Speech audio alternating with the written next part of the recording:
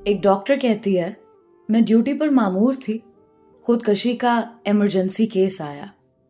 लड़की का नाम आमना था।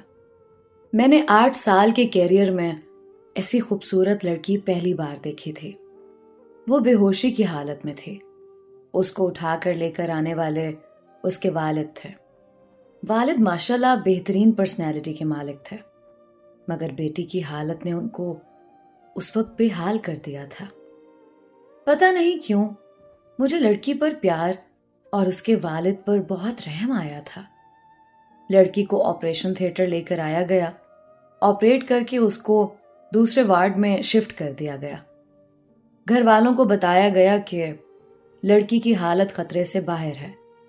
ये सुनकर लड़की का वालिद गुरबा में कुछ तकसीम करने निकल गया। मैंने उसकी वालिदा को ऑफिस में बुलाया और पूछा कि आपकी बेटी को क्या हुआ है। मुख्तसरन लड़की की वालिदा ने जो मुझे कहानी सुनाई वो कुछ यूं थी।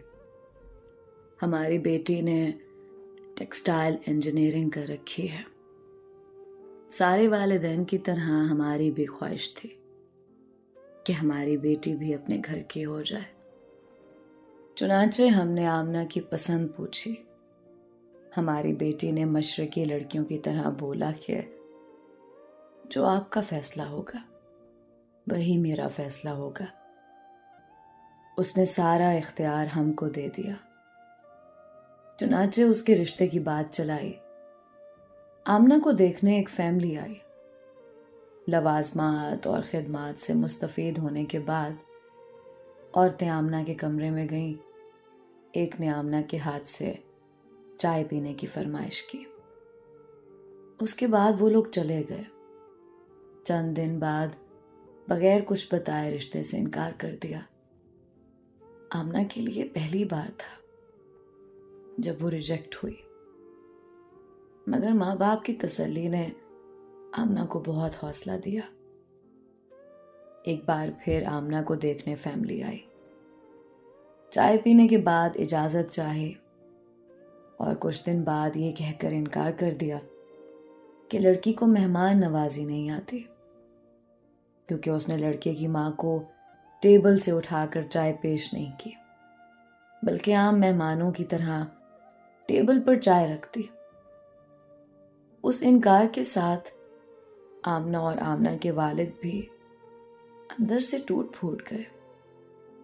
अल्लाह की रजा समझकर सब्र किया। कुछ दिनों बाद एक नई फैमिली आई। उस फैमिली के बैठते ही आमना ने उनके पांव के जूते भी उतारे और उसी जगह चाय पेश की। उस फैमिली ने एक हफ्ते बाद ये कहते हुए इनकार कर दिया, क्या आपकी बेटी पर जिन्नात का साया है? वरना कोई मेहमान पहली बार घर आता है तो उसकी इतनी मेहमान नवाजी कौन करता है? पिछले 8 सालों में 100 से जायद रिश्ते आए आमना के लिए।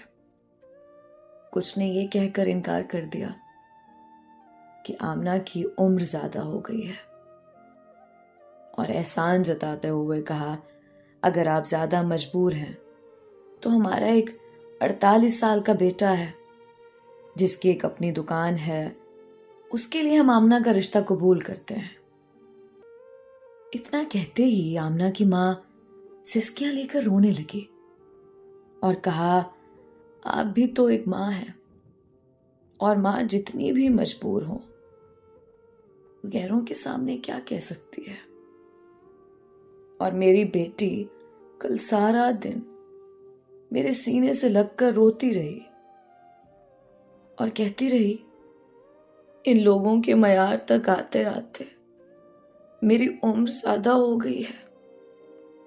आमना की वालिदा ने कहा, ना जाने कब उसने दुनिया को अलविदा करने का फैसला कर लिया, और कहती रही, मेरा मनूस साया मेरी बहन को भी वालिद की दहलीज पर बूढ़ा कर देगा।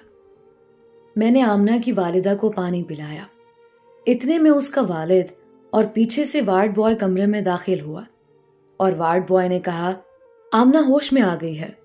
आमना की वालिदा बिजली की तेजी से वार्ड में दाखिल हुई। आमना का सर उठाया और सीने से लगाकर रोने लगी।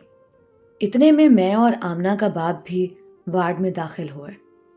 आमना माँ को छोड़कर बाप के गले लगकर रोने लगी और कहने लगी, बाबा, बेटियां बोझ होती हैं। बाबा, आपने मुझे क्यों बचाया? मुझे मरने देते ताकि मेरा मनूस साया घर से निकले और गुड़िया की शादी हो, नहीं तो वो भी आपकी दहलीज पर पड़ी रहेगी और बूढ़ी हो जाएगी। आमना का बाप चुपचाप आंसू बहा रहा था।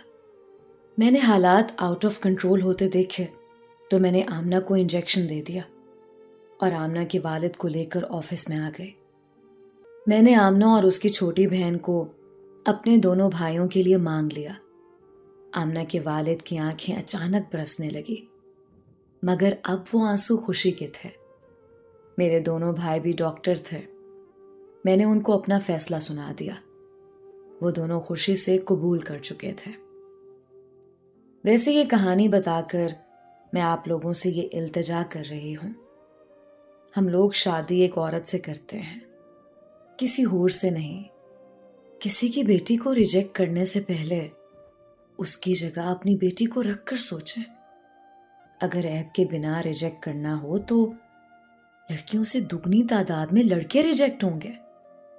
मुझसे दुनिया में किसी भी फोरम पर कोई भी बंदा बहस कर ले, मैं साबित कर दूं कि मर्द में ऐब ज्यादा है। मैं हाथ जोड़कर ये इल्तजा करती हूं, किसी को बिला वजह ऐबज़दा कहकर रिजेक्ट ना करो। आप लोग अल्लाह की मखलूक के ऐबों पर पर्दा डालो।